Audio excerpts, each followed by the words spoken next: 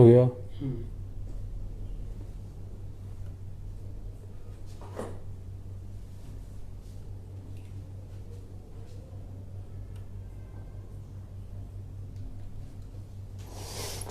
नमस्कार साथियों, थोड़ा विलंब के लिए क्षमा चाहता हूँ। नेट में कुछ गड़बड़ी है, इसके वजह से फ़ोन से कनेक्ट किया है हमने, इसलिए आप कोई लोग अभी कृपया करके फ़ोन ना करें जब तक ये लाइव संवाद चल रहा है। और हाँ, वर्किंग है। मुझे आशा करता हूँ आपको आवाज़ आ रही होगी। सभी बुजुर्गों को मेरा प्रणाम और युवा साथियों को मेरा प्यार। आज हम जो कल परसों जो नई शिक्षा नीति आई है उसके ऊपर एक परिचर्चा आपके साथ में करना चाहता था। कुछ 450 पेज के लगभग ये था डॉक्यूमेंट। इसको कल पूरा दिन हमने बहुत डिटेल में पढ़ने की कोशिश की। पूरा तो नहीं पढ़ पाया हूँ, मगर मुझे जो पॉइंट्स इसमें लगे कि ज़रूरी हैं आपके बीच में रखना चाहिए, इसके ऊपर थोड़ी चर्चा होनी चाहिए, वो बातें इसमें मैं आज आपके बीच में रखना चाहता हूँ। मगर सबसे पहले मैं जो कुछ घटनाक्रम हुई हैं उसके ऊपर थोड़ी चर्चा कर लेते हैं, फिर हम शिक्षा नीति के ऊपर आएंगे। सबसे पहले मैं भारतीय वायुसेना को बहुत बहुत बधाई देना चाहता हूं कि आज जो रफाल विमान हमारे देश में आ गया है, इसके ऊपर कई नेगेटिव चर्चाएं भी हो रही थी, मगर वो सब करने का मुझे लगता है अभी कोई वक्त नहीं है। अभी एक सशक्त सुरक्षा बल हमारा जो है और भारतीय सेना का इससे मनोबल जो बढ़ा है, हमारी मारक क्षमता बढ़ी है, क्योंकि विश्व के one of the best fighter jets में से ये है। हमारी स्टेल्थ कैपेसिटी बढ़ी है और अभी जो चाइना के साथ बॉर्डर पे फेस ऑफ हो रहे हैं, लगातार लड़ाई हो रही है जिस तरह से अप्रत्यक्ष प्रत्यक्ष रूप से, तो एक वायुसेना को रफाल मिलने से हमें बहुत अच्छा बल मिला है। हमारी वायुसेना का मनोबल बढ़ा है, वायुसेना का आप कह लीजिए अब हमारी वायुसेना का क्षमता बढ़ा है, मारक क्षमता बढ़ा है, स्टेल्थ क्षमता बढ़ा है। तो मुझे लगता है इस चीज़ का स्वागत करना चाहिए। इसके ऊपर कोई नेगेटिव चर्चा करने का कोई फ़ायदा नहीं है। उसके बाद आज जैसा कि मैंने अपने पेज पे भी सुबह में डाला है, आज 2 महान विभूतियों का आज जयंती है। उसके ऊपर भी मैं आपके समक्ष उनके बारे में बताना चाहता हूँ कुछ कि आज लगभग आज हम क्योंकि शिक्षा नीति के ऊपर भी चर्चा करेंगे तो उसमें से एक महान विभूति के ऊपर चर्चा करना मुझे लगता है बहुत ज़रूरी है। मैं मुंशी प्रेमचंद जी की बात कर रहा हूँ। आज उनका 149वां जयंती है और मुंशी प्रेमचंद जी का इसलिए मैं आज चर्चा कर रहा हूँ। शिक्षा नीति के ऊपर भी हम चर्चा करेंगे क्योंकि इस शिक्षा नीति में क्षेत्रीय भाषाओं या मदर टंग या लोकल लैंग्वेजेस के ऊपर बड़ा एम्फेसिस दिया गया और मुझे लगता है बहुत ज़रूरी है। एक दौर था जब हिंदी साहित्य का दौर था, जब प्रेमचंद थे, सुभद्रा कुमारी चौहान थी, उसके बाद निराला आए, कई लोग आए, पास आए, बहुत लोग आए अच्छे, मगर एक शून्यता अचानक से हमारे साहित्य में, हमारी भाषा में मुझे लगता है कि लगभग 70 में नहीं कहूँगा, 80 के बाद थोड़ा 90 के दौर से एक हमारे साहित्य में भी एक शून्यता आई, जिसका कहीं ना कहीं मुझे लगता है कि इस नई शिक्षा नीति आने से उस पर असर पड़ेगा कि उस शून्यता को भरा जाए।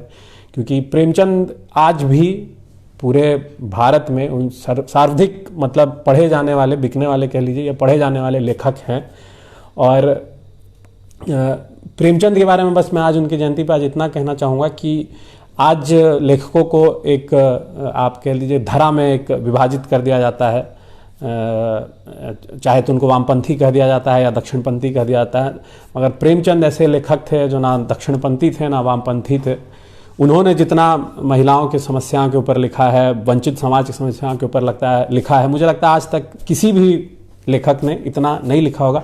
इसलिए आज मुंशी प्रेमचंद जी की जयंती पे मैं उनको नमन करता हूं। और दूसरे महान विभूति जिनका आज जयंती है वो हैं सरदार उधम सिंह। जलियांवाला बाग के बारे में आप सब लोगों ने पढ़ा होगा, किस तरह से जनरल डायर ने वो कुकृत्य किया था और उसके बाद किस तरीके से रॉले एक्ट वगैरह इंडिया में आया और क्या एक माहौल बना था। और उसके जलियांवाला बाग से इंस्पायर बहुत क्रांतिकारी हुए थे, भगत सिंह भी उसी इंस्पायर्ड लॉट में से थे।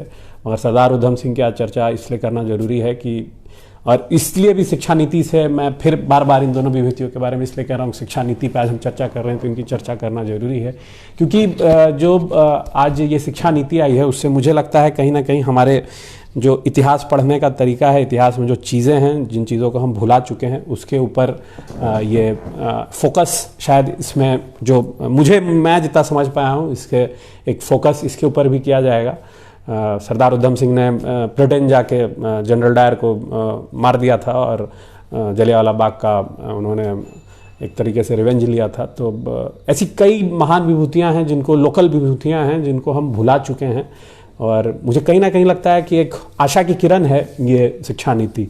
कई लोग इसके ऊपर नेगेटिव चर्चा कर रहे हैं, पॉजिटिव चर्चा कर रहे हैं, मगर मुझे लगता है शिक्षा नीति में नेगेटिव पॉजिटिव दोनों है। उसके ऊपर हम आगे विस्तार से जाएंगे। मैंने थोड़ा बहुत इसके ऊपर रिसर्च किया है, वो रखा है, मैं देखा है, मैंने कल बहुत देर तक इसके ऊपर मैंने अध्ययन करने की कोशिश किया। पूरा तो मैं इसके ऊपर मैं भी नहीं कहूँगा कि पूरे अच्छी तरीके से मैंने इस चीज़ को, क्योंकि बहुत लंबा था, एक दिन में 450-600 पेज पढ़ना संभव नहीं था, मगर महत्वपूर्ण मुझे जो बिंदु लगे उसके ऊपर मैं आपके बीच में, और ये थोड़ी आज लंबी परिचर्चा होगी, इसलिए थोड़ा आप अपना आज समय दें और थोड़ा आप भी अपनी बातों को रखें जो आपको बातें सही लगें, और आपके हिसाब से क्या सजेशन जो हो सकते हैं, क्या इसमें शायद मुझसे कोई पॉइंट छूट गया हो तो आप भी मुझे बताएं।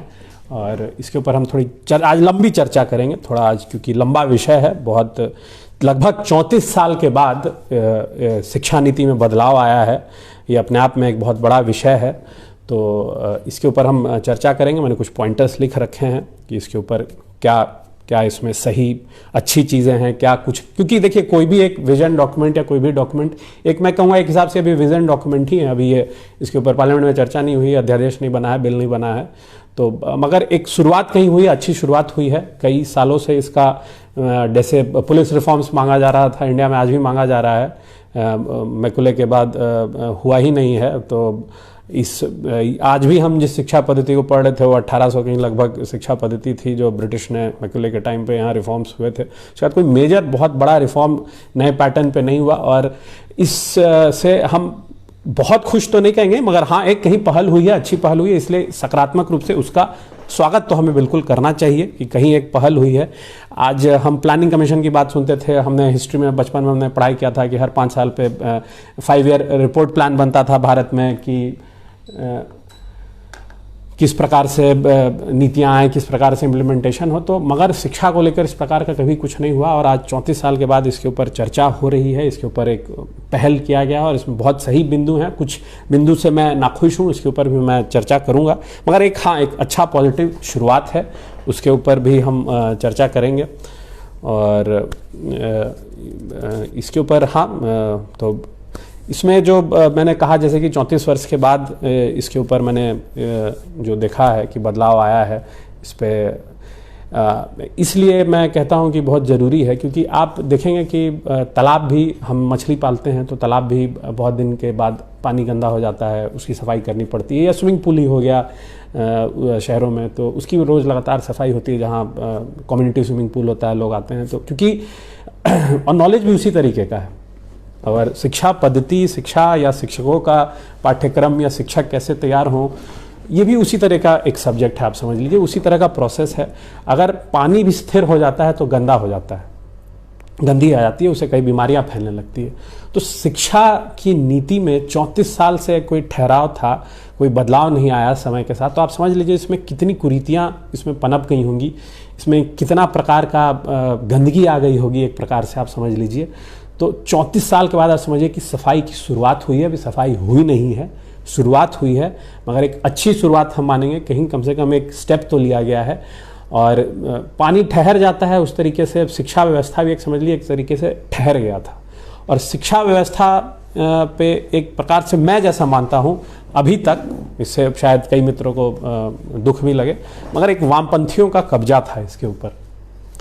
अब मुझे कुछ लोग इस पे शायद कह सकते हैं कि अब शायद दक्षिणपंथी इसके ऊपर अपना कब्जा जमाने की कोशिश करें, मगर मुझे लगता है कि शिक्षा व्यवस्था को दक्षिण पंथ और वाम पंथ या किसी भी पंथ, समाजवाद या किसी भी वाद और पंथ से दूर रखना चाहिए। शिक्षा व्यवस्था में एक समुचित और पूर्ण व्यवस्था हो, और जिससे मतलब सबके लिए एक ही व्यवस्था हो। इस पे एक टर्म भी इसमें दिया गया, one nation one education. One nation one education में कई लोग कह रहे हैं कैसे संभव होगा, इतनी भाषाएं हैं, विविधताएं हैं। तो इसी पे इसमें एक पहल मुझे लगता है जो शिक्षा व्यवस्था में किया गया है। वन नेशन वन एजुकेशन क्या है, कि क्या होना चाहिए, इसमें मेरे हिसाब से जो प्रयास किया गया है कि आप कह लीजिए, जैसे इसमें एक बहुत ही अच्छा पहलू है, शायद मैंने लिखा भी है मैंने, ये बहुत अच्छा पहलू है इसमें कि 6 साल की उम्र तक, 7 साल 8 साल की उम्र तक बच्चों को इसमें जो है लोकल लैंग्वेज में 3 लोकल लैंग्वेजेस को पढ़ने के लिए, अंग्रेजी भी हो सकता है साथ में पढ़ाई के लिए, मीडियम ऑफ इंस्ट्रक्शन नहीं होगा मगर 3 लोकल लैंग्वेज पढ़ने का छूट दिया जाएगा। तो ये एक बहुत ही अच्छा पहल है, क्योंकि रिसर्चर्स ने भी माना है कि अगर 6 साल तक जो बच्चों की बुद्धि होती है उसमें कई लैंग्वेजेस को ग्रास्प कर सकते हैं, और कई लैंग्वेजेस ग्रास्प करने से जो हमारा आप कह लीजिए एप्टीट्यूड है या रीजनिंग है, वो उसमें एक बड़ा समुचित विकास होता है। मेरी भांजी है अभी 4-5 साल की, और उसको हम लोग देखते थे, वो मोबाइल पे यूट्यूब पे वीडियो देखते देखते वो स्पेनिश के कई वर्ड सीख गई है, उसको स्पेनिश के सारे कलर्स पता हैं, और उसको किसी ने कुछ सिखाया नहीं, वो बस सिर्फ वीडियो देखते देखते सीख गई है। तो ये बात फैक्ट है कि बच्चे इस उम्र में भाषा का ज्ञान बहुत जल्दी से कर सकते हैं, और भाषा लोकल लैंग्वेज के ऊपर जो इसमें आप कह सकते हैं पहल किया गया है या बढ़ावा देने की बात हो रही है, तो मुझे लगता है बहुत ही अच्छी पहल है। क्योंकि जो हमारा दौर था, मैं ज़्यादा पीछे तो नहीं जाऊँगा, मगर इसमें जो हमारा दौर था उसमें हमने ये देखा था कि अंग्रेजी के ऊपर बहुत प्रेशर था, अंग्रेजी आना आपको ज़रूरी है, और अंग्रेजी के आपको अच्छे से मास्टर करना ज़रूरी है, क्योंकि इंग्लिश को ऐसा लैंग्वेज माना गया था कि जिससे जॉब अपॉर्चुनिटीज़ खुल जाती है, और अगर आपको अंग्रेजी आती है तो आपको एक सोसाइटी में भी, समाज में भी आपको एक बड़ी अच्छे भाव से देखा जाता था, और अगर आपको अंग्रेजी नहीं आती थी तो एक बड़े हीन भाव से आपको देखा जाता था। तो हमारे यहाँ भी यही पद्धति थी, यही फोकस था, इसी के ऊपर बड़ा ज़्यादा फोकस रहता था। तो इससे एक देखिए इल इफेक्ट, मैं जो कहूँगा एक इल इफेक्ट जो आ गया, वो इल इफेक्ट ये था कि जैसे मैं अपने एक्सपीरियंस से ही कई चीज़ों को रिलेट करके बताने की कोशिश करता हूँ, क्योंकि मुझे लगता है मैं सबका अपना अलग अलग एक्सपीरियंस होता है, अपना अलग अलग थॉट प्रोसेस होता है, हर कोई अपना समझने का तरीका होता है, और उस चीज़ को भी शिक्षा पद्धति में लाने की कोशिश की जाएगी। इसके ऊपर भी चर्चा, उसके ऊपर हम बाद में आएंगे।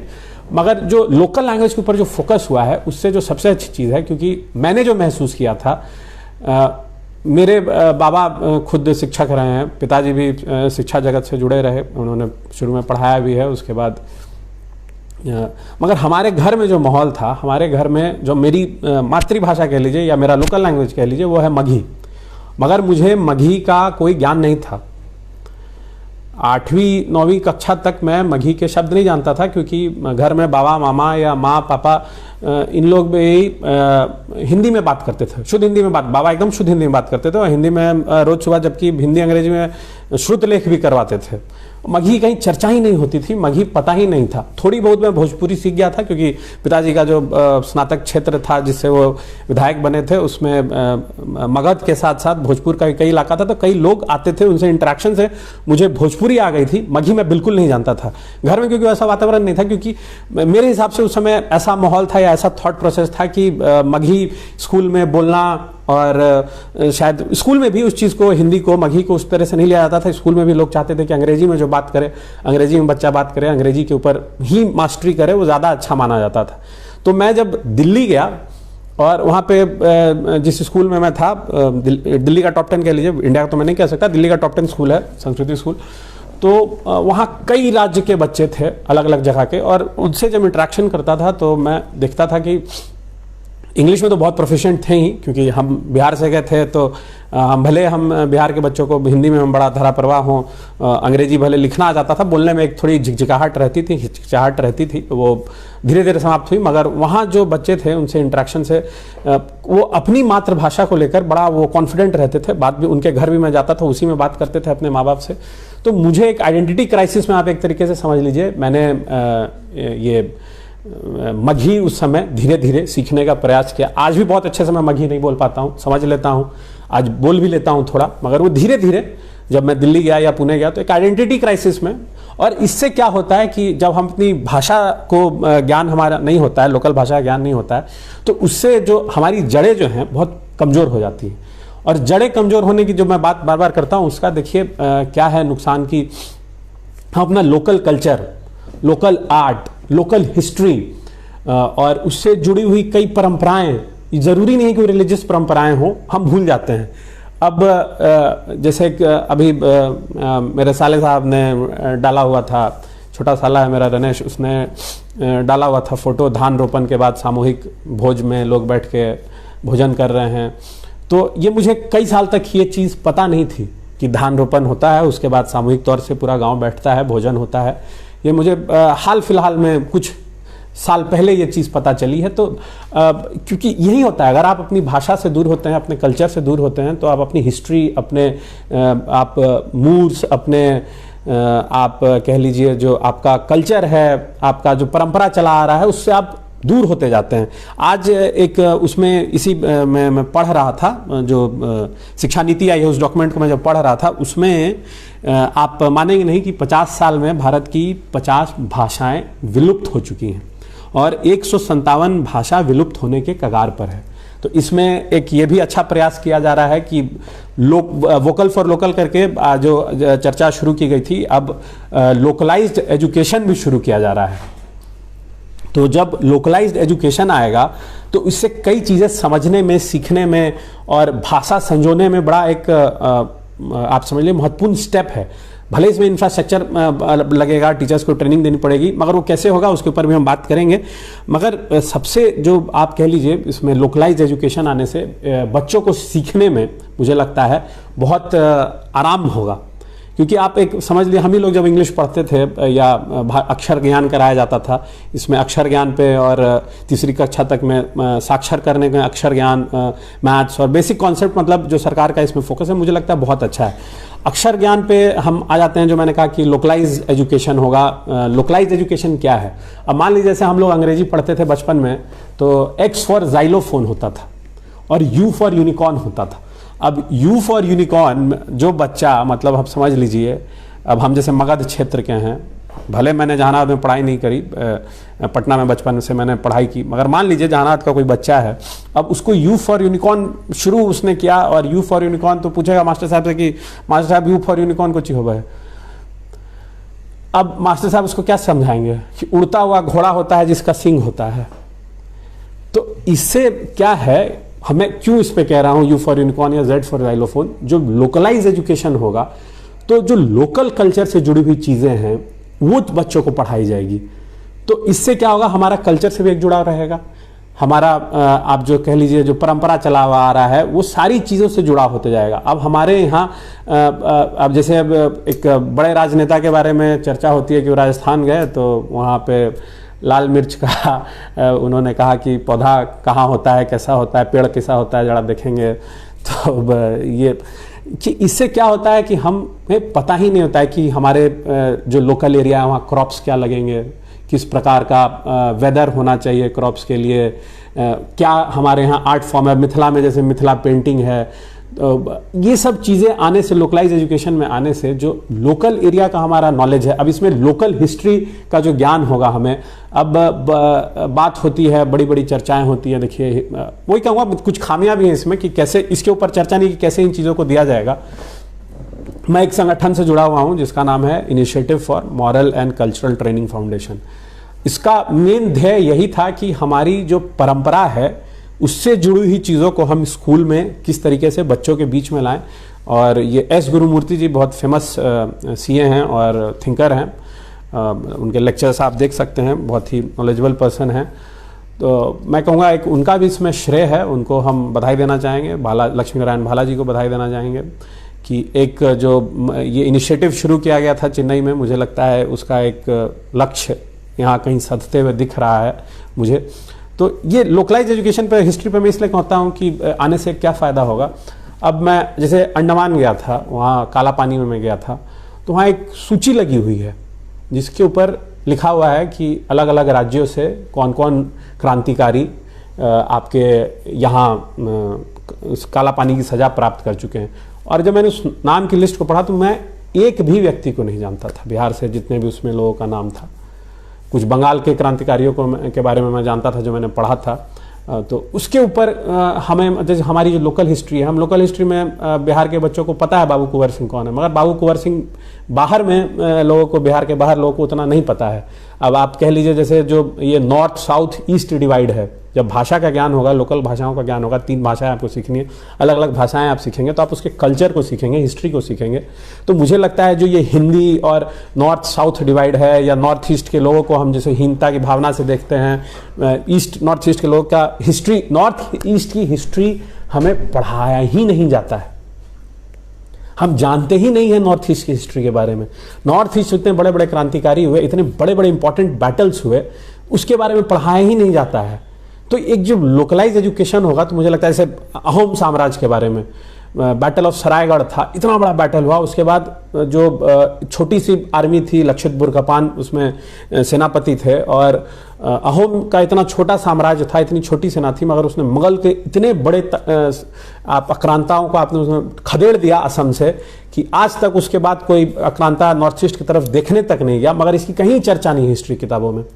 शिवाजी के बारे में बहुत छोटा सा चर्चा रहता है। बैटल ऑफ कोहिमा है जो आईएनए और ब्रिटिश से डिसाइसिव बैटल था, ऑलमोस्ट जीत गए थे वहां पे आईएनए के सिपाही, अगर जापान का थोड़ा सहयोग और मिल जाता। और मान लीजिए सोचिए कि हिस्ट्री का क्या होता अगर आईएनए कोहिमा पे जीत जाता, ब्रिटेन को खदेड़ देता, तो हिस्ट्री एक अलग रूप लेता, मगर इसके बारे में कहीं चर्चा नहीं होती हमारी इतिहास की किताबों में।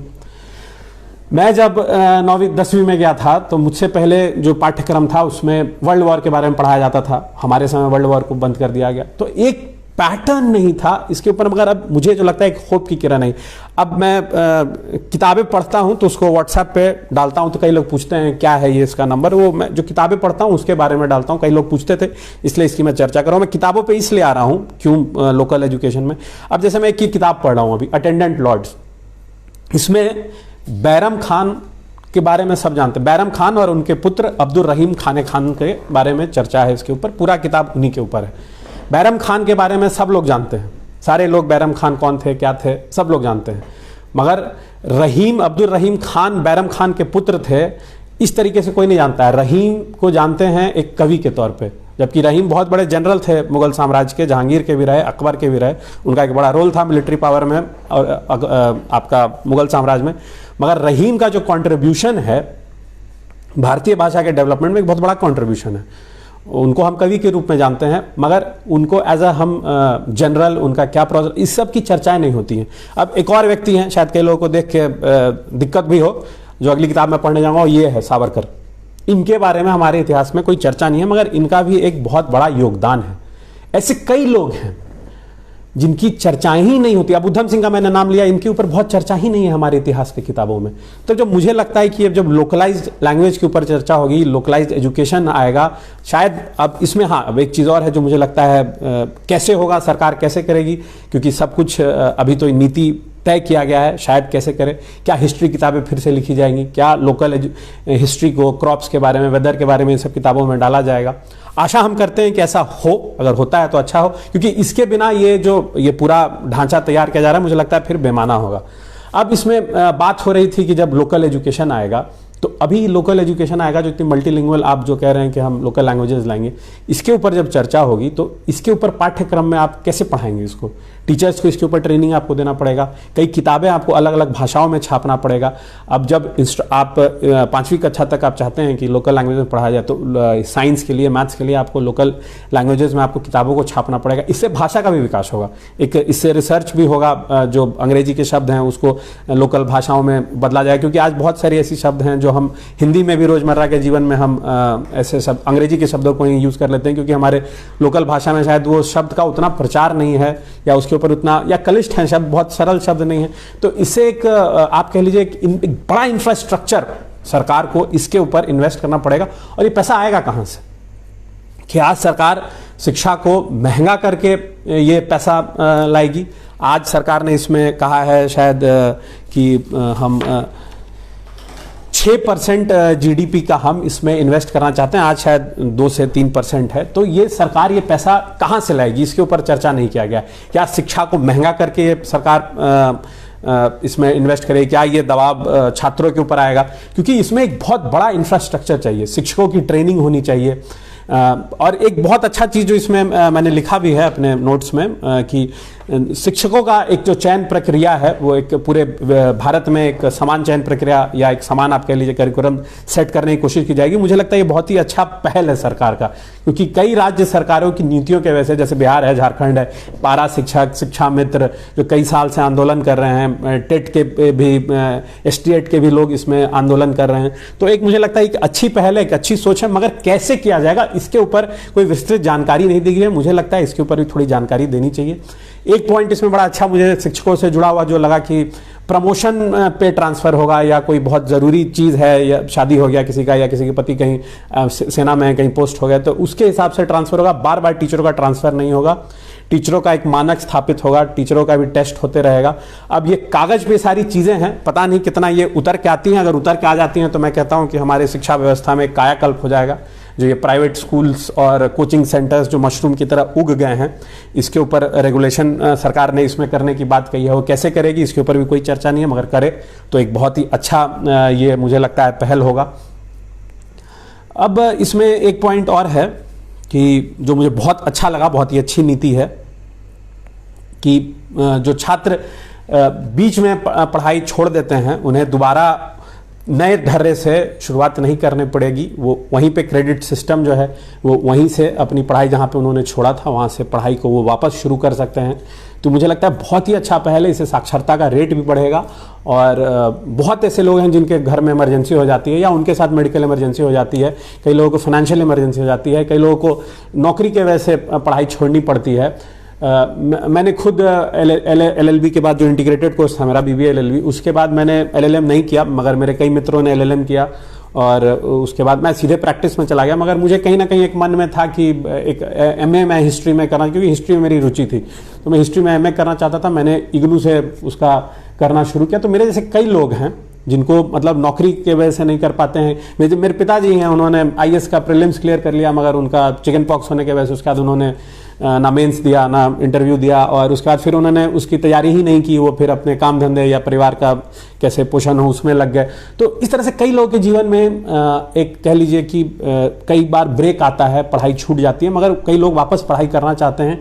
तो इससे एक जो सरकार ने जो ये नियम बनाया है इसका बहुत स्वागत मैं करता हूँ। ये बहुत ही अच्छा नियम है और इससे कई लोगों को जो सपने थे पढ़ाई पूरी करने की वो पूरा होगा। बहुत ही अच्छी नीति है, इसका हम बिल्कुल स्वागत करते हैं।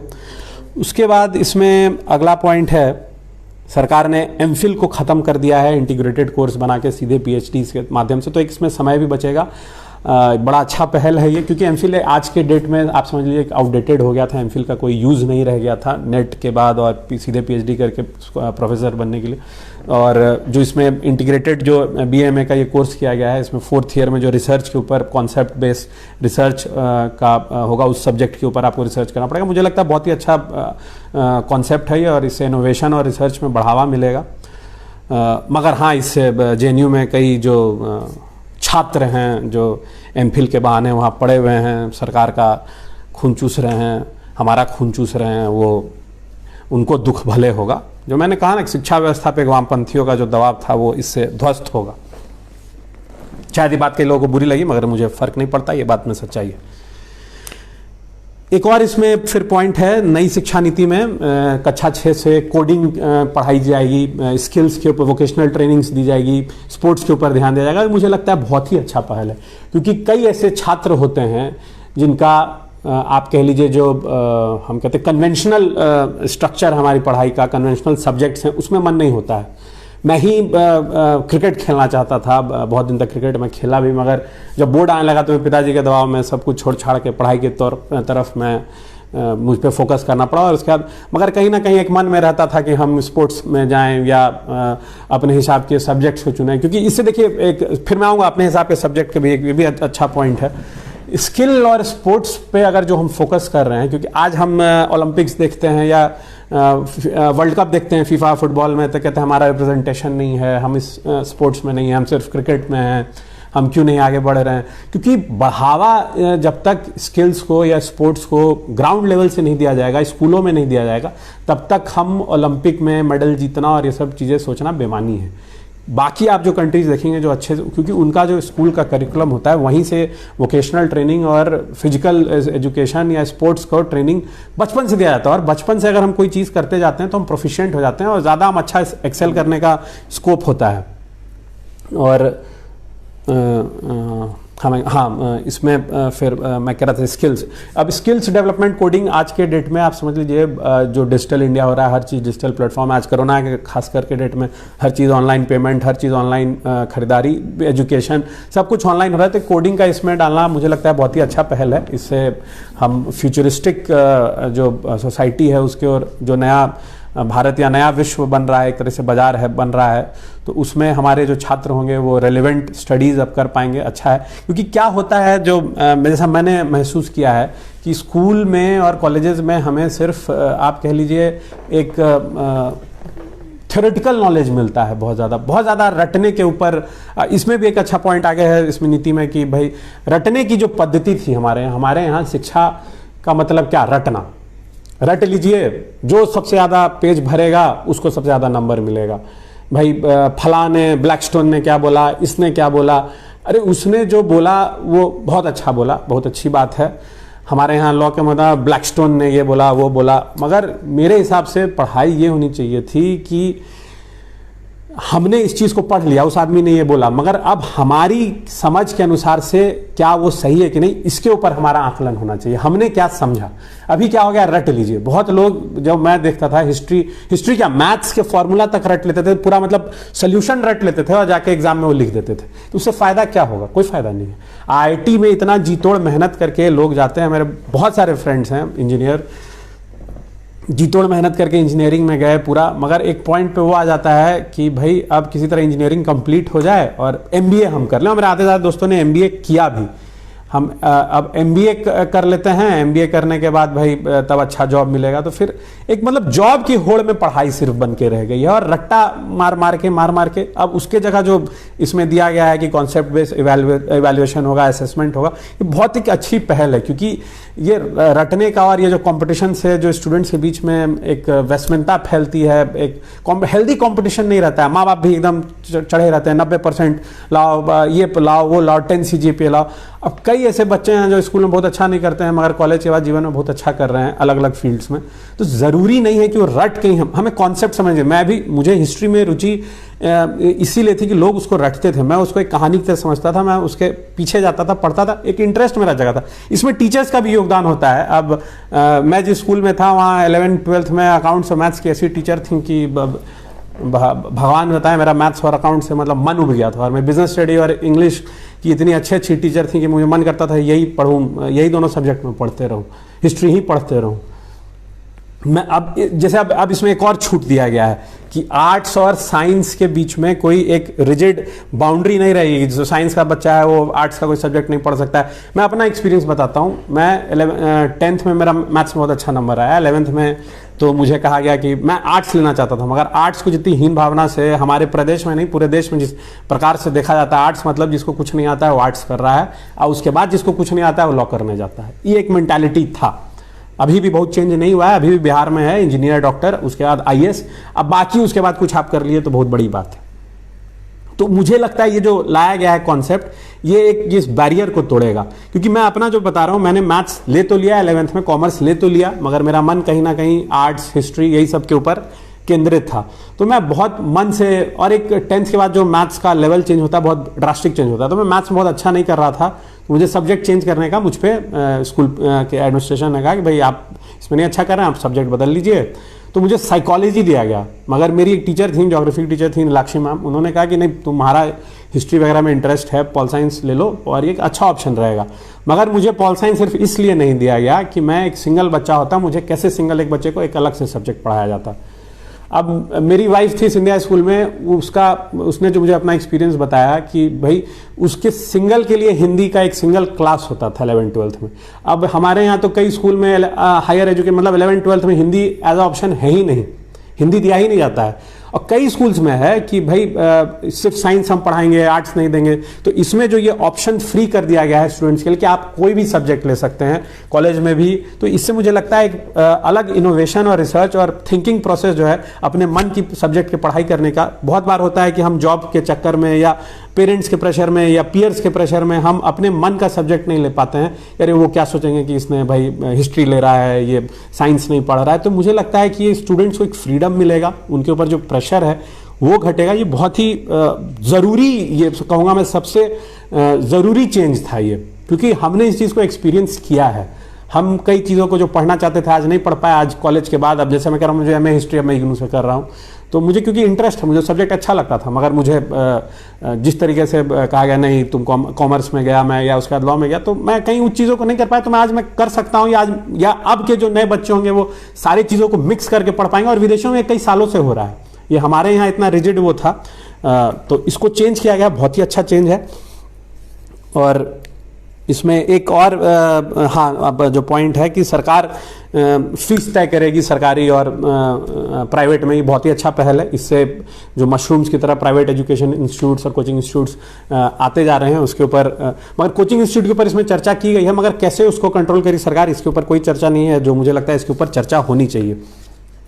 8 क्षेत्रीय भाषाओं में सरकारी कोर्सेज बनाएगी, मगर मुझे लगता है इसमें और भाषाओं को जोड़ना चाहिए, क्योंकि जितनी क्षेत्रीय भाषाओं का विकास होगा, हमारा जो कल्चर है, हिस्ट्री है, हमें उतना जितना ज़्यादा ज्ञान होगा, तभी अखंडता की जो बात इसमें की गई है वो तभी सही तरीके से हो पाएगा।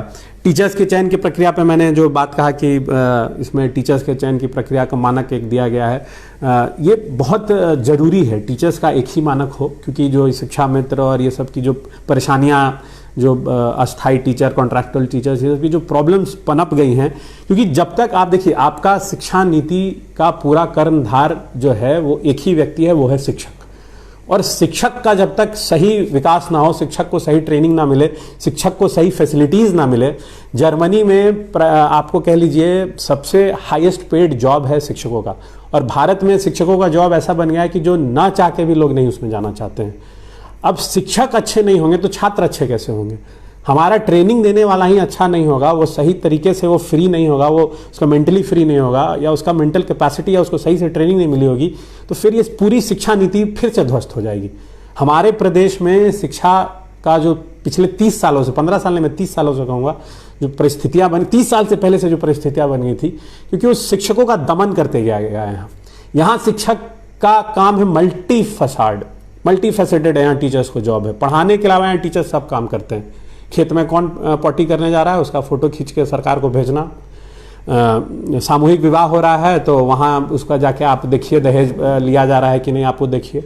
बाढ़ में राहत देना है तो शिक्षक को भेजा जाता है। कोरोना में टाइम में क्वारंटीन सेंटर में आपको कौन देखने जाएगा? शिक्षक जाएंगे। इलेक्शन ड्यूटी किसकी लगेगी? शिक्षक की लगेगी। जनगणना करना है किसको? शिक्षक करना है। तो शिक्षक को पढ़ाने के अलावा सब कार्य में राज्य सरकारें लगा देती हैं। तो मुझे लगता है इसमें जो एक मानक आएगा शिक्षकों को, जब तक शिक्षकों का एक कॉमन मानक नहीं आएगा इस देश में और शिक्षकों को सम्मान नहीं मिलेगा, तो ये सारी शिक्षा नीतियां जो आते रहेंगी इसका कोई फायदा नहीं है। क्योंकि शिक्षक के ऊपर ही देखिए सब कुछ बेस्ड है, और मैं बार बार कह रहा हूँ कि इसके लिए एक बड़ा इंफ्रास्ट्रक्चर चाहिए टीचर्स के ट्रेनिंग के लिए। अभी जिस तरह की टीचर्स को बीएड कॉलेजेस में ट्रेनिंग मिलती है वो आपके सामने है, कोई बहुत ही अच्छा स्टैंडर्ड नहीं है। स्टैंडर्डाइज्ड जब तक टीचर्स के लिए ट्रेनिंग नहीं होगी, उसके ऊपर चर्चा नहीं होगी, सही कोर्सेज करिकुलम टीचर्स के लिए भी नहीं बनेंगे, उनको सही इनिशिएटिव नहीं दिया जाएगा, उनको सही रिवॉर्ड्स नहीं दिया जाएगा, तब तक, और जो टीचिंग जॉब है इसको जब तक हम बहुत लुक्रेटिव नहीं बनाएंगे, बहुत अच्छा इसको नहीं करेंगे, तब तक इसमें युवा क्यों टीचर बनना चाहेंगे। अब अगला जो बहुत ही अच्छा पॉइंट है, जो है इसमें अच्छी चीज़ है, रिसर्च और इनोवेशन में भारत सरकार अपना पैसा इसमें इन्वेस्ट करेगी, क्योंकि ये बहुत ज़रूरी चीज़ है। आज जो आंकड़े हैं हमारे पास, 2008 में शोध पे भारत का 0.84 जीडीपी खर्च होता था, 2018 में 0.06 हो गया। और अब जैसे इजराइल जैसी कंट्रीज़ है जो बहुत डेवलप्ड कंट्री है, जर्मनी है, यूएसए, वहाँ ये आंकड़ा 4% ऑफ जीडीपी है, 3% ऑफ जीडीपी। हमारे यहाँ 1% भी नहीं है। हमारे यहाँ पर लाख जनता पे मात्र 15 रिसर्चर हैं। आज हम कहते हैं कि कोरोना वैक्सीन हमारे यहाँ क्यों नहीं बन रहा है, हम रफेल बाहर से खरीद रहे हैं, हम मिसाइलें बाहर से खरीद रहे हैं, हम वो शिप्स बाहर से खरीद रहे हैं, तो ये क्यों बोइंग्स हम बाहर से खरीदते हैं, हम यहाँ क्यों नहीं बनाते हैं, हमारा यहाँ गन फैक्ट्रीज क्यों नहीं है, यहाँ मेडिसिन फैक्ट्रीज क्यों नहीं है। तो इसका बहुत बड़ा कारण है कि रिसर्च और इनोवेशन पे सरकारों ने कभी पैसा खर्च किया ही नहीं। अब नोबेल लॉरिएट्स जो होते हैं, आप देखते हैं उनको फलाना जगह नोबेल मिल गया, तो कई कई सालों तक सरकार उनको फंड करते रहती है और रिजल्ट आए ना आए उसके बाद भी सरकार उनको पैसा देती रहती है। तो एक फ्रीडम है उनके पास, मगर इंडिया में इसके ऊपर कोई खर्च नहीं होता है। इसके ऊपर सरकार कह रही है कि हम 20,000 करोड़ खर्च करेंगे, तो ये बहुत ही अच्छी बात है। जब तक इस तरह का इनोवेटिव रिसर्च के ऊपर खर्चा नहीं होगा, आप भारत में कोविड का वैक्सीन और रफेल भारत में क्यों नहीं बनता है, ऐसे सवाल हम आप करते रहेंगे। इसलिए और रिसर्च और इनोवेशन होने से, क्योंकि देखिए IITs वगैरह प्रीमियम इंस्टीट्यूट में बहुत कम रिसर्च होता है क्योंकि फंड्स नहीं देती है सरकार। हमारे यहाँ प्रीमियम इंस्टीट्यूट्स हैं और उनको हम फंड नहीं देंगे तो हम किस प्रकार से अपने आप को कोलंबिया और ऑक्सफोर्ड वगैरह से कंपेयर करेंगे। और जब हम कंपेयर करते हैं तो इसमें फिर शिक्षा की पद्धति भी आ जाती है।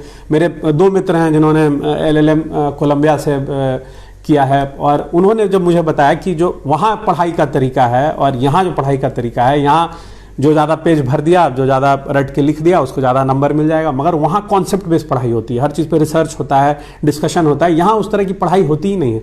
तो एक रिसर्च और इनोवेशन के ऊपर सरकार जब फंडिंग करेगी तो मुझे लगता है कि एक नए ब्रीड ऑफ साइंटिस्ट आएंगे। अब आप जैसे देखिए, आपने देखा होगा मिशन मंगल सिनेमा, आपने देखा होगा, उसके बारे में आपने पढ़ा होगा, इसरो को कितना कम पैसा दिया गया था और उसमें भी हमारे यहाँ कितनी विलक्षण प्रतिभाएं कि उस उतने कम बजट में भी हमने मंगल तक हम पहुंच गए। तो एक हमारे यहाँ से एक नहीं प्रतिभा की कमी है। हमारे यहाँ रिसर्च के ऊपर खर्च ही नहीं किया जाता है। रिसर्च के ऊपर खर्च किया जाएगा तो हमारे यहाँ भी कई नई नई चीज़ें निकल के सामने आएंगी। अब एक और जो बड़ा अच्छा इसमें दिया गया है कि एक कॉमन एंट्रेंस एग्जाम होगा यूजी लेवल पे ऑल ओवर इंडिया। ये बहुत ही अच्छा कॉन्सेप्ट, विदेशों में ऐसा होता है। इससे छात्रों के ऊपर अलग अलग फॉर्म भरने का या अलग अलग एग्जाम की तैयारी करने का प्रेशर नहीं बनेगा, कॉमन सिलेबस पढ़ना पड़ेगा। इससे एक और फायदा मुझे जो लगता है होना चाहिए, अब कितना ये इस पर होता है, जो सुदूर के कॉलेजेस हैं या सरकारी कॉलेज हैं जिनके ऊपर सरकार ध्यान नहीं दे रही है, तो उनको भी उस लेवल पे, उस मानक पे लाया जाएगा कि जो प्रीमियम इंस्टीट्यूट्स के लेवल पे, तभी एक कॉमन प्लेइंग फील्ड जो बनेगा, तभी इस पे कुछ अच्छा हो सकता है। मगर ये अच्छा, इसके ऊपर पहले देखते हैं इस पे कितना सरकार करती है, क्योंकि कैसे इसको सरकार नहीं हुई है। हम आशा करते हैं कि अच्छे से हो। अब जो कुछ चीज़ें मुझे जो लगा कि इसमें कुछ त्रुटियां हैं, मेजर त्रुटियां हैं, उसके ऊपर हम थोड़ा चर्चा कर लेते हैं आज। इसमें एक जो आप कहते हैं कि दिया गया है कि हिंदी पढ़ाना या लोकल लैंग्वेज जो भी है पढ़ाना अनिवार्य हो जाएगा, और उस 5th के बाद उसमें आप इंग्लिश का उसको इंस्ट्रक्शन होगा। तो इसको जब तक सरकार अच्छी तरीके से इम्प्लीमेंट नहीं करवाएगी, क्योंकि देखिए सरकार की भी कुछ पॉलिसियाज आएंगे, जैसे अब इसमें आता हूँ मैं उसके ऊपर भी एक आगे 2 पॉइंट को, फिर नहीं तो मिक्स हो जाएगा। इसमें हम मीडियम में इंस्ट्रक्शन पे सरकार इसको अगर अच्छे से नहीं फॉलो कराएगी तो क्या होगा कि सरकारी स्कूलों में तो लोकल लैंग्वेजेस में पढ़ाई होगी, और जो बड़े बड़े प्राइवेट स्कूल्स हैं या प्रीमियम इंस्टीट्यूट्स हैं वहाँ अंग्रेजी मीडियम में ही शायद पढ़ाई होते रहे। तो एक जो गैप है स्टूडेंट्स के बीच में, कि अब मान लीजिए जो जहानाबाद का छात्र है या जो पटना में पढ़ाई कर रहा है बचपन से, तो दोनों के बीच में जो एक गैप हो जाता है मीडियम ऑफ एजुकेशन के वजह से, वो बहुत बड़ा एक गैप हो जाता है। उससे एक्सपोजर बच्चों को सेम नहीं मिले। अब इससे क्या होगा कि प्लेइंग फील्ड बन जाएगा अगर सरकार इसको सही तरीके से इंप्लीमेंट करवा दे तो। अगर नहीं करवा पाएगी तो फिर वही होगा कि 5th स्टैंडर्ड तक सरकारी स्कूल में बच्चे लोकल भाषा में पढ़ रहे हैं, और आपका बड़े जो प्राइवेट प्रीमियम इंस्टीट्यूट्स हैं वहाँ अंग्रेजी में ही पढ़ाई चल रही है। तो एक गैप बना रह जाएगा। तो इस गैप को सरकार कैसे फिल करेगी, इसके ऊपर हमें थोड़ा देखना पड़ेगा। उसके बाद इसमें, हाँ, इसमें जो सबसे मुझे जो गलत इस पूरे इसमें लगा, पूरा जो प्रकरण में मुझे सबसे जो गलत चीज़ लगी इसमें है, कहा है सरकार ने कि हम जो टॉप 100 फॉरेन यूनिवर्सिटीज़ हैं उसको भारत आने देंगे। क्यों आने देंगे? आप हर चीज़ लोकल फॉर वोकल कर रहे हैं, आप अपने इंस्टीट्यूट्स को इतना प्रीमियम क्यों नहीं बनाते हैं कि बाहर के छात्र यहाँ पढ़ने आए? तक्षशिला और आप हमारा नालंदा यूनिवर्सिटी के समय में जब बाहर से छात्र आते थे, आप उस पद्धति को, आप वो कल्चर वापस इंडिया में क्यों नहीं लाना चाहते हैं? आप बाहर से यूनिवर्सिटीज़ को क्यों लाना चाहते हैं? अब बाहर से स्टूडेंट को ऐसा आप माहौल बनाइए कि बाहर से आपके इंस्टीट्यूट में आपके स्टूडेंट आए। मुझे लगता है मुझे ये लगता है नकारात्मक पहल होगा ये कि हम फॉरेन यूनिवर्सिटीज़ को इंडिया आने दें, हम अपनी इंडस्ट्रीज़ को बाहर जाके अपने इंडस्ट्री में कह रहा हूँ मैं, यूनिवर्सिटीज़ को आने दें, अपनी यूनिवर्सिटीज़ को हम ऑफशोर खोलने का मौका दें, वो अच्छी बात है, अच्छा पहल है, मगर हम बाहर से क्यों आने दें? हमारे यहाँ जो हम उसको विकसित करने का मौका क्यों दें? उसी को अच्छा करके कॉम्पिटिशन को हम क्यों ना बढ़ावा दें इंस्टीट्यूट्स के बीच में?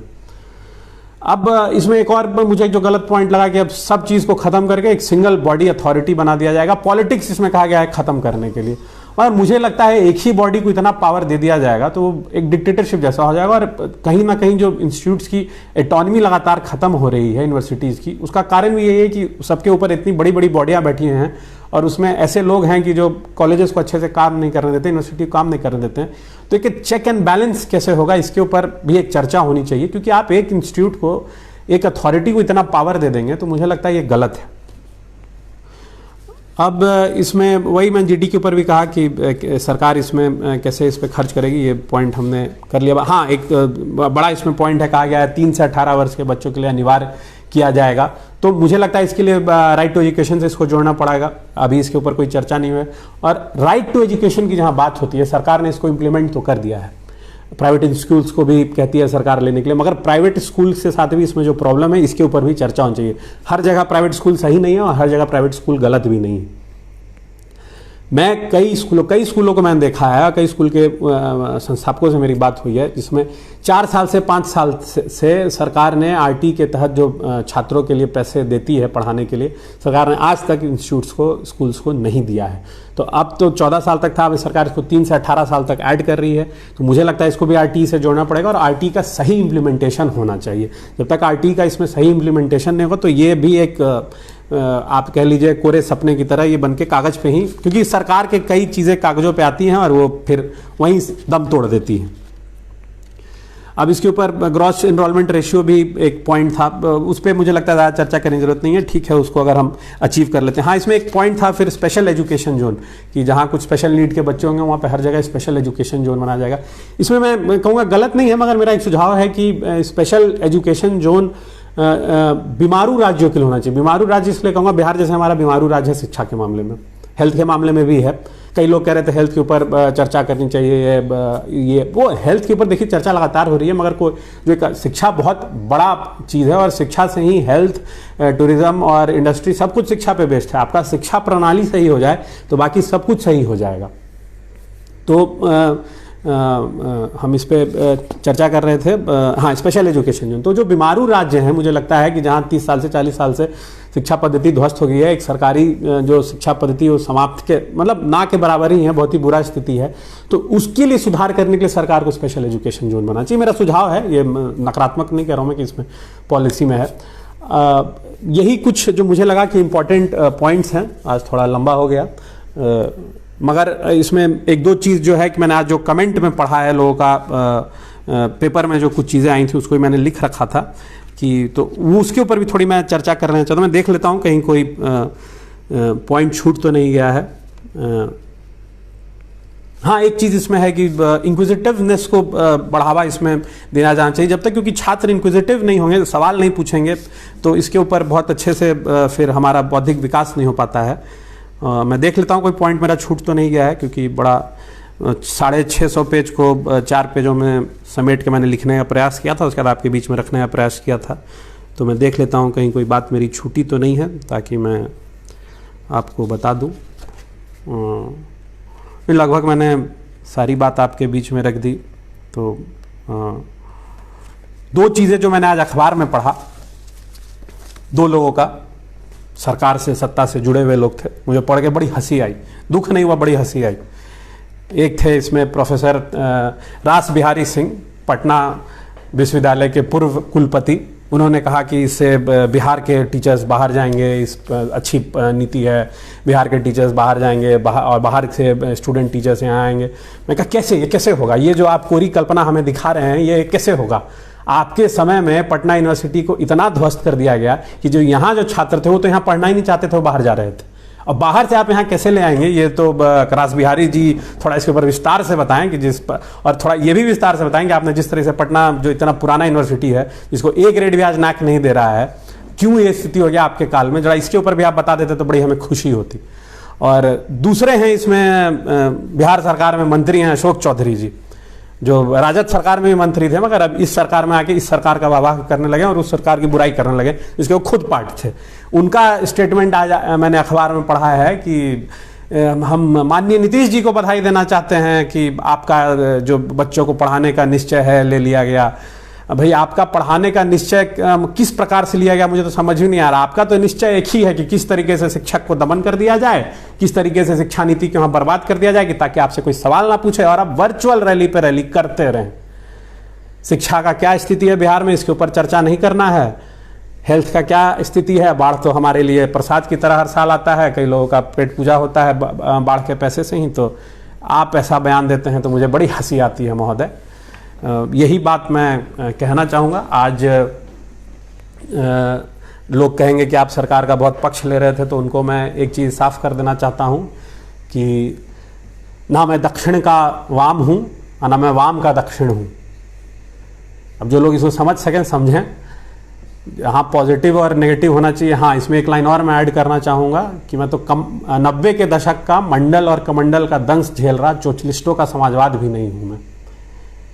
इसलिए इस चीज़ को हम हर चीज़ को grey and black and white की तरह हम नहीं देखें कि आप राइटिस्ट हैं कि लेफ्टिस्ट हैं।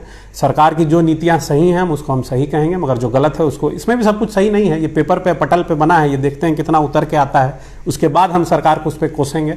हाँ, इसमें जो चीज़ गलत मुझे बिल्कुल लगी, फॉरेन यूनिवर्सिटीज़ को मैं बिल्कुल विरोध करूँगा, यहाँ नहीं आने देना चाहिए। यही कुछ पॉइंट मैंने रखे। अब आपका क्या सुझाव है, क्या कमेंट्स है, मैं जरा एक बार देख लेता हूँ आपका इसमें कमेंट एक बार हम लोग देख लेते हैं आपका, आप लोगों ने क्या कमेंट दिया। उसके बाद क्योंकि आज चर्चा थोड़ी लंबी हो गई है, माफ़ी चाहूँगा, तो मैं एक बार आप लोगों का कमेंट मैं देख लूँ, कहीं आपके कोई सवाल हों। ये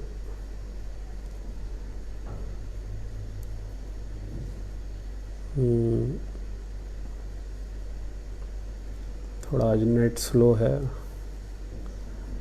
हम इसलिए 2 मिनट आपका समय लेना चाहेंगे। देख लेते हैं, धीरे धीरे खुल रहा है।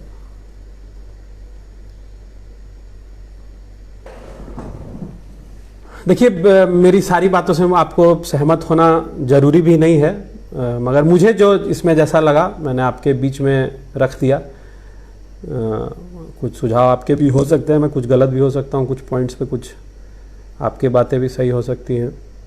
तो हम जरा कमेंट देख लें सारा।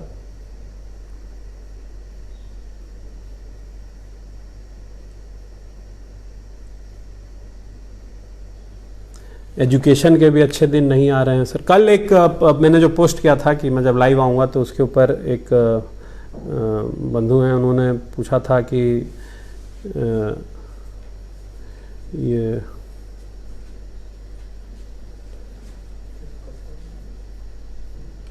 सारा कैसे दिखा नहीं रहा है।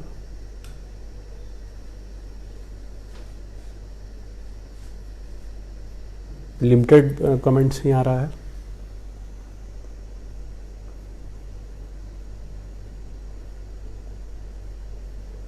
कल एक बंधु हैं चंदन नारायण सिंह, उन्होंने पूछा था कि नई हर 5-10 साल पे क्यों नई नीति आती है, नया पुराना के ऊपर चर्चा।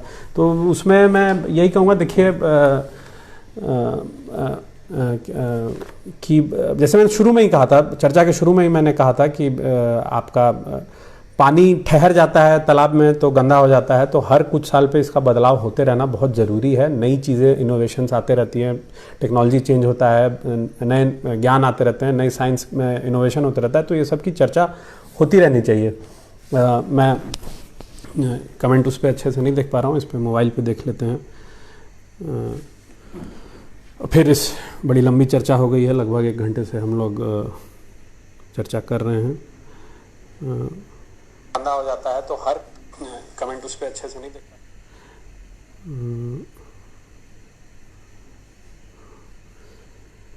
अभिषेक रंजन जी ने लिखा है, शिक्षित होकर निकले युवा को मन लायक रोजगार नहीं मिल रहा, और जैसे युवा चाह रहे हैं वैसा सरकार नहीं मिल रहा है।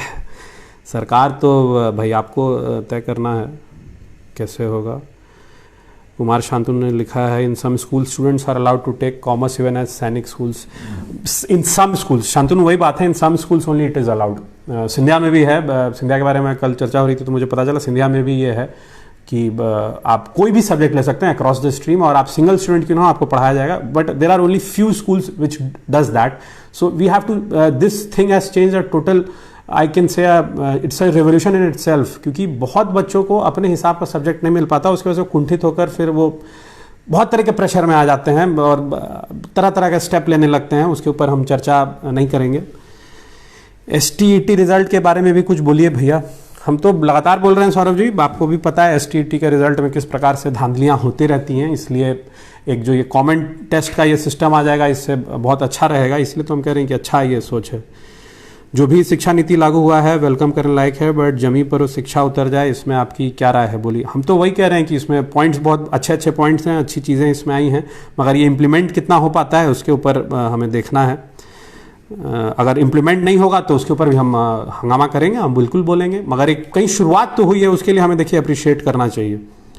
जब तक हम सब युवा जागरूक न होंगे तब तक कुर्सी कुमार का मार झेलते रहेंगे, वो अलग विषय है, उसके ऊपर अलग चर्चा हम करते रहेंगे। यहाँ कुर्सी कुमार जी के ऊपर चर्चा नहीं करना है।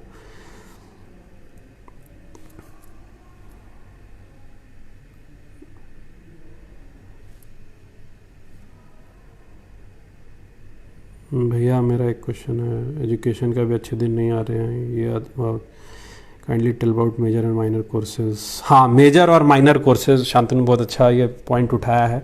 अब यूजी लेवल पे एक जो दिया गया है इसमें कि आप जैसे आप मान लीजिए साइंस का कोई सब्जेक्ट पढ़ना चाहते हैं तो उसको आप मेजर ले लीजिए, आर्ट्स का कोई सब्जेक्ट लेना चाहते हैं तो उसको आप माइनर की तरह ले लें। आप मतलब आप साइंस में आप कर मेजर माइनर में यही हो जाएगा कि आप जिस सब्जेक्ट को मेजर ले रहे हैं आपको डिप्लोमा डिग्री आपको उस सब्जेक्ट में मिलेगी, और माइनर आप साथ में एक सब्जेक्ट जो है जो आपके विषय से अलग है, आपके कोर्स से अलग है, उसको भी आप पढ़ सकते हैं।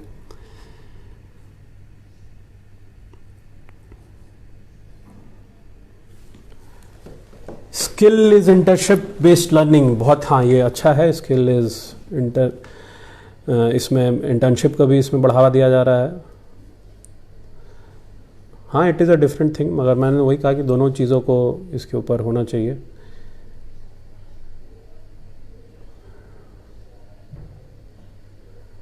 इतना पॉइंट तो बहुत बढ़िया। Policy tries to vision open innovation learning technique rather than narrow parroting method. या एग्जैक्टली,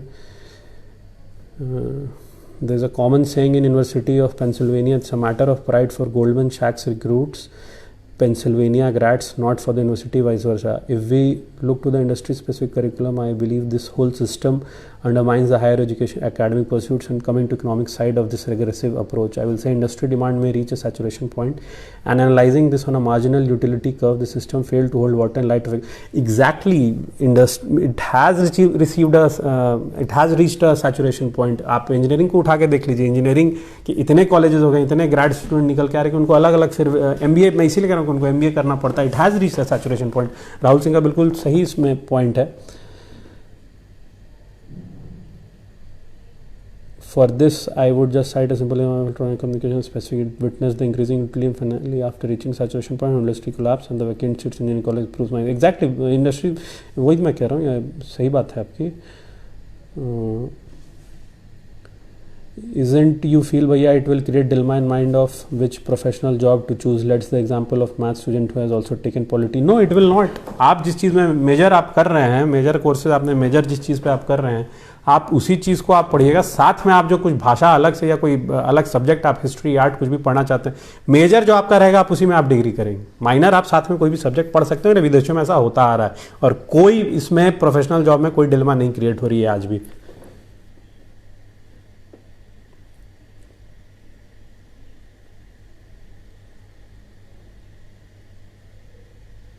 देखिए सूरज जी, मेरा वोट ऋतुराज सर के लिए, हाँ वोट के लिए बात नहीं है, एक एजुकेशन पॉलिसी के ऊपर चर्चा हो रही है। एजुकेशन को मोदी जी राजनीतिक से ऐड कर दिए हैं, वाल्मीकि शर्मा जी ने लिखा है। ये सभी सरकारों ने किया है वाल्मीकि जी, ये सिर्फ मोदी जी नहीं है। जो सरकार आएगी उसको करने की कोशिश करेगी, मगर ये एक पहल अच्छी हुई है राजनीति से दूर करने की। अगर इसको इस पॉलिसी से अगर राजनीति से दूर नहीं किया गया शिक्षा को, तो जो व्यवस्था चली आ रही है वैसा ही चलाता रहेगा। ये सिर्फ मोदी जी का नहीं है, सभी सरकारों ने किया है, ये तो सभी सरकारों को इसमें जोड़िए। प्राइवेट स्कूल में टीचर्स का बहुत बुरा हाल है, रोहित सिंह राठौड़ जी। हर जगह बुरा हाल है, प्राइवेट हो या सरकारी हो, टीचर्स का पूरे इंडिया में बुरा हाल है। टीचर्स का हाल जिस दिन सुधर जाएगा, अपने आप में एजुकेशन पॉलिसी इतना जो हम चर्चा कर रहे हैं, अपने आप में आधी चीज़ें पटल पे सुधर के आ जाएंगी।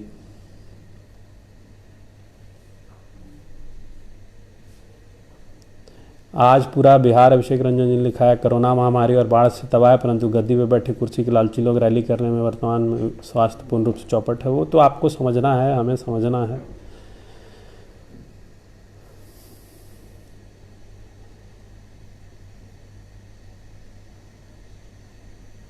बिहार सरकार की कोई बहाली निष्पक्ष क्यों नहीं होती, इसको लेकर हम सब विद्यार्थी आपके साथ आए हैं। शिक्षा नीति तो आया, ग्राउंड लेवल पे कब आएगी? देखिए, कब आएगी इसके ऊपर इम्प्लीमेंट होने में हो सकता है टाइम लगे, मगर ये इम्प्लीमेंट हो जाए तो बहुत अच्छा पॉलिसी है। कई पॉइंट्स में बहुत अच्छा नहीं है, मगर जो अच्छे पॉइंट्स वो इम्प्लीमेंट हो जाए तो एक बहुत बड़ा बदलाव है। इसलिए कम से कम हमें इस चीज़ को अप्रिशिएट करना चाहिए कि एक पहल लिया गया है 34 साल के बाद। और बहुत लोगों को शायद ये नहीं पता होगा, जो मेजर इस चीज़ को देखा था, जो इसके आप कह लिए चेयरमैन, तो इसरो के रिटायर्ड चेयरमैन थे, तो एक सक्षम लोगों के बीच से और चर्चा के बीच से ये नीति आई है। इसमें सरकार का बहुत हस्तक्षेप नहीं था, अब शायद हो जो हो, मगर ये नीति प्रोफेशनल्स के बीच से, एजुकेशनिस्ट के बीच से आई है, तो एक अच्छी नीति है। बेसिक लॉ की पढ़ाई शुरू के क्लासेस से होनी चाहिए, बिल्कुल होनी चाहिए। बेसिक अपना जो हमारा राइट्स है, कॉन्स्टिट्यूशन है, हमारे फंडामेंटल ड्यूटीज़ हैं, ये हमें अब पढ़ाया जाता है। ये ऐसा नहीं है, सिविक्स वही चीज़ है। अब लोग उसको किसी और प्रकार से रट के चले जाते हैं, समझते नहीं हैं पार्लियामेंट का क्या कॉन्सेप्ट है, कॉन्स्टिट्यूशन का क्या कॉन्सेप्ट है। तो ये हमें और हमारी जो शिक्षा पद्धति में कमी है और हमें जो कमी है, ये उस चीज़ को भी मानना होगा हमें। लॉ का पढ़ाई कराया जाता है बेसिक, और ये लोगों को पता नहीं है या लोग उस प्रकार से उस चीज़ को देखते नहीं है, तो अलग चीज़ है। हायर एजुकेशन नीति बहुत गलत है। शिक्षा कैटेगराइज किया है, ग्रेड ए मध्यम वर्ग से बाहर पहुंचने वाले, मध्यम वर्ग से बाहर अभी पहुंचने वाला भी नीति हम नहीं कहेंगे, हम नहीं कह सकते हैं इसको। आपको हो सकता है आपको ऐसा लगे, मीडिया वाला इस पॉइंट को डिस्क्राइब नहीं कर रहा है, आपको ऐसा लगे। डॉक्टर नूतन सिन्हा जी, मुझे ऐसा नहीं लग रहा है कि मध्यम वर्ग से, हाँ मध्यम वर्ग से दूर। अगर ये कब होगा, जब इसमें आपका फॉरेन इन्वेस्टमेंट इसमें पूरी तरह से कर दिया जाएगा, तब ये हो सकता है। इसलिए मैं उसका विरोध मैं कर रहा हूँ। इसमें तो एक आपको डिजी लॉकर्स दे दिया गया, आपको इसमें लोन का भी सरकार कॉन्सेप्ट ला रही है हायर एजुकेशन के लिए, जो अच्छा है सिस्टम। ये मध्यम वर्ग से दूर नहीं जा रहा है, मुझे लग रहा है सही नीति है। नई शिक्षा नीति ग्रेजुएशन तक की अनिवार्य फ्री शिक्षा होनी चाहिए थी। हर चीज़ फ्री तो होना चाहिए, क्योंकि जब तक फ्री एजुकेशन नहीं होगा तब तक बहुत ग्रोथ का कॉन्सेप्ट मुझे नहीं लगता है कि सही रहेगा। बोर्ड हटाया गया, ये अच्छी बात है या बुरी है? बोर्ड का इतना हवा क्यों है भाई, मुझे ये नहीं समझ में आता है। अगर असेसमेंट सही तरीके से हो तो क्या दिक्कत है? बोर्ड को हर चीज़ को जॉब से ऐड करके, यूनिवर्सिटी में एडमिशन से जोड़ के इतना हवा बना दिया गया है, इतना प्रेशर हो जाता है स्टूडेंट के ऊपर, तो मुझे नहीं लगता है कि ये हटाया गया तो कोई गलत चीज़ है। बिजली चली गई है, अगर भैया आपको क्या लगता है शिक्षा राजनीति से दूर हो सकती है?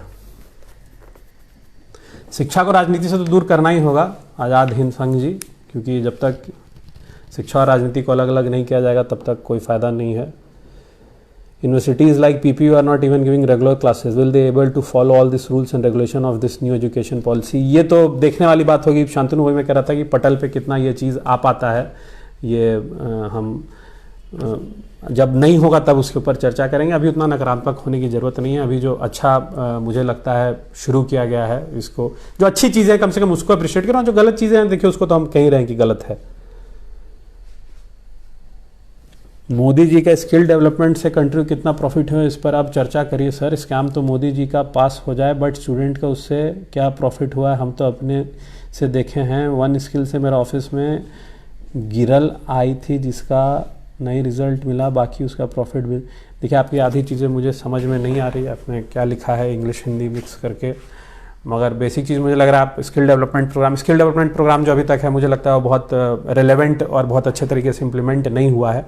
इम्प्लीमेंट हो जाए वोकेशनल कोर्सेज तो बहुत ज़रूरी है, एक अच्छा पहल है स्किल डेवलपमेंट, क्योंकि बाहर में होता है स्किल डेवलपमेंट होना चाहिए। काफ़ी दिनों बाद एक शानदार कदम उठाया गया सरकार के द्वारा, बहुत ज़रूरी था शिक्षा नीति में बदलाव करना। मुझे ऐसा लग रहा है प्राइवेट स्कूल में मनमानी कुछ कम हो कहीं, अविनाश भाई ने लिखा है। बिल्कुल, अगर ये देखिए उतर जाए अविनाश भाई पटल पे, ज़मीन पे उतर जाए तो ये बहुत अच्छा नीति होगा। हम तो भाई इसका इसीलिए अप्रिसिएशन करेंगे, मगर देखना है कितना उतर पाता है।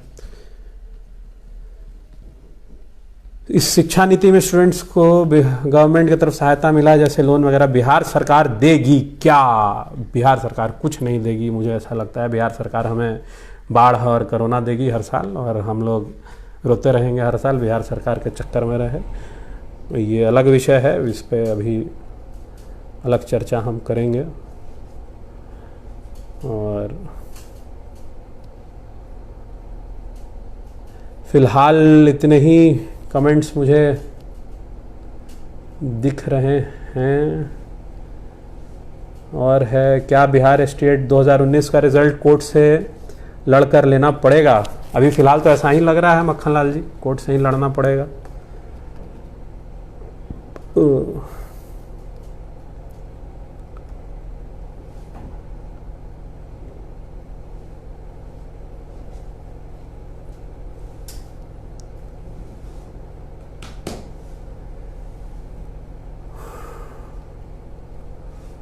और मैं, साहित्य की पढ़ाई बहुत ज़रूरी है, तब एक बेहतर शिक्षा का निर्माण होगा। चिंटू शर्मा जी, बिल्कुल साहित्य की पढ़ाई बिल्कुल ज़रूरी है, और अपने लोकल साहित्य की पढ़ाई भी बहुत ज़रूरी है। इससे हमें अपने लोकल कल्चर, हिस्ट्री के बारे में पता चलता है। अब हमारे दौर में ऐसा समय था कि इंग्लिश के ऊपर इतना प्रेफरेंस, इतना फोकस था कि मैंने बहुत ज़्यादा अंग्रेजी किताबें पढ़ी, और हिंदी साहित्य में कॉलेज में गया हूँ तब से मैंने पढ़ना शुरू किया, विश्वास मानिएगा। मगही मैंने 8वीं में जाके सीखा है। तो ज़रूरी है हमारे साहित्य के ऊपर ध्यान देना, क्योंकि साहित्य के ऊपर हमारे यहाँ बहुत ध्यान नहीं दिया जाता है। भाषा को हमारे यहाँ समझाता है, एक आप समझ लीजिए स्कोरिंग सब्जेक्ट की तरह देखा जाता है खाली, उसके ऊपर बहुत फोकस नहीं किया जाता है। मगर भाषा के ज्ञान से बहुत तरह की चीज़ें हो सकती है, इसलिए मुझे लगता है सही चीज़ है वो। हम समर्थन करते हैं, लेकिन अगर इसमें सरकारी स्कूल शिक्षा की जवाबदेही पर जोर देती है तो अच्छा रहेगा। हम टैक्स भरते हैं, टैक्स सरकार हमें पैसा चलाती है, पेट काट कर अपने जो सरकार उन्होंने प्राइवेट स्कूल में भेजते हुए। बिल्कुल सही बात है, अगर सरकारी व्यवस्था दुरुस्त हो जाए तो। और इसमें मुझे लगता है कहीं पहल देखिए हुई है। इंफ्रास्ट्रक्चर बहुत लगेगा, टीचर्स की ट्रेनिंग में बहुत इंफ्रास्ट्रक्चर लगेगा, बुक्स के लिए बहुत इंफ्रास्ट्रक्चर लगेगा, मटीरियल, स्टडी मटीरियल के लिए, मगर एक देखिए एक होप कहीं है। अब इसको इम्प्लीमेंट नहीं करेगी सरकार, तब इसको हम बुरा ज़रूर कहेंगे, तब गलत ये रहेगा। आप चाहते हैं इसमें प्राइवेट और इसको कोई अंतर नहीं रहे, तो ये सब लोग चाहते हैं। देखिए जब तक ये नहीं होगा तो फिलहाल तो मुझे लगता है मैंने लगभग आपके कमेंट्स ऑलमोस्ट ले लिए हैं।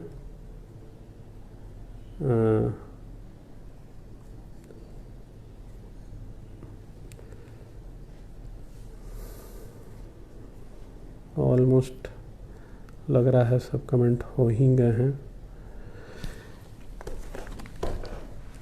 अंत में एक आप लोग को अपडेट देता हूँ। नवादा से लगातार साथी शिक्षक जो साथी हैं और जो कई बुजुर्ग शिक्षकगण हैं वो लगातार फ़ोन करते रहते हैं। मैं बाबा का ऑपरेशन सक्सेसफुल रहा है, बाबा अभी स्वस्थ हैं, मगर अभी वीकनेस है, क्योंकि उस उम्र में देखिए एक ऑपरेशन होता है तो शायद एक वीकनेस रहती है। तो और ख़ास करके कोरोना काल में आप लोग इसी तरह फ़ोन पे उनकी सूचना लेते रहें, क्योंकि अभी उनसे ना ही मिलें, क्योंकि इस उम्र में संक्रमण अगर फैल गया तो बहुत उनके लिए घातक होगा। वीकनेस है उनको अभी, मगर वो पहले से स्वस्थ हैं। इसलिए आप लोग जो लगातार सवाल पूछते रहते हैं फ़ोन करके, तो इसलिए आपको एक अपडेट देना चाहता था, क्योंकि कई शिक्षकों ने मुझे फ़ोन किया था नवादा से, इसलिए नवादा के शिक्षकों को खास करके मैं आभार।